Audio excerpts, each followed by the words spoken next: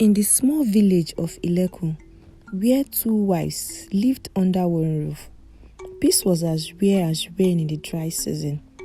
Baba Adegbenro's wives, Iyabo and Folashade, were always at odds. Their quarrels had become so intense that even the villagers avoided their compound, fearing to get caught in the crossfire. One fateful evening, Folashade stormed into the courtyard, her face twisted with anger. She had heard whispers in the market that Iyabo had been bad-mouthing her again. "Iyabo!" Folashade shouted, her voice cutting through the evening air. "So you started again, going around telling people I'm lazy and useless, Abi? Do you think I don't hear what you say about me?" Iyabo, sitting by the fire, barely looked up. "And what if I said it? Is it not true? Look around this house. What do you even do?" Folashade stepped closer, her voice raising. "You are evil, Iyabo. You think you can destroy my name and get away with it? One day, your wickedness will ruin you. Mark my words, you will pay for all your lies." Iyabo stood up with a fury face. "Me, evil? You dare call me wicked after your jealousy and gossip, Folashade? You don't want to see what I'm capable of. If you or your son see tomorrow, call me a fool."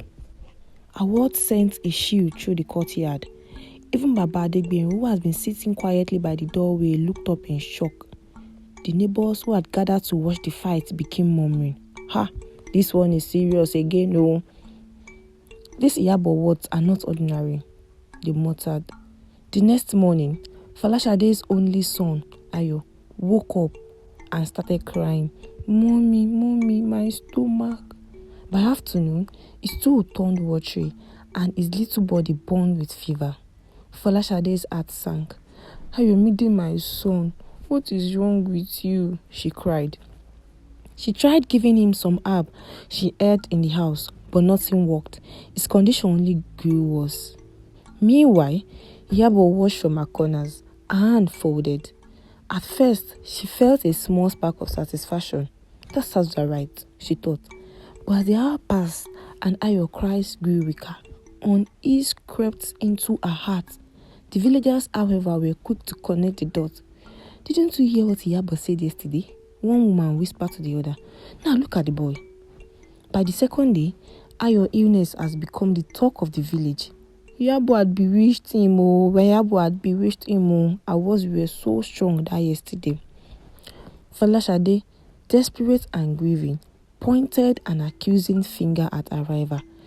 "You did this to my son. You cursed him." Iyabo's face paled. "I didn't do anything. You're just blaming me for no reason." "Then explain why it's like this," Folashade shouted. "You said we will not see tomorrow. Now look at my son. He's dying." Even Baba Adegbenro began to doubt Iyabo. "Iyabo, if there's something you've done, speak now. This is not the time for secrets." "I swear, my husband, I did not do anything."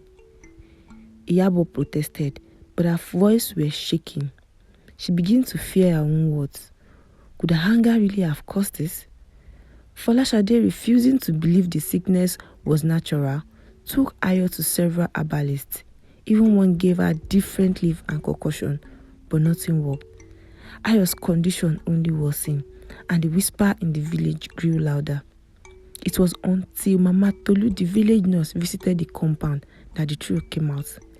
"This child has diarrhea," Mama Ayo said firmly after examining Ayo. "This is not juju or a curse, so you only need clean water, proper hydration, and medication." "Are you sure?" Folashade stared at her in disbelief. "Yes, Mama Ayo, I am sure," Mama Tolu replied. "You've been giving him these strange herbs instead of taking him to the health center. That is why he's not getting better." The villager who had gathered to watch fell silent. Iyabo, standing at the back, felt a wave of relief, but it was quickly followed by a shame. With proper care at the health center, Ayo began to recover. Baba Adegbenro called his wife together and spoke with an heavy heart. "My wives, this family cannot survive like this," he said. "Iyabo, Your word caused fear and suspicion. Folashade, you are just quick to blame. We must change or we will destroy ourselves. Both women nodded their heads, bow, and from that day on, they began to mend their relationship, knowing that their hatred had nearly cost them a life.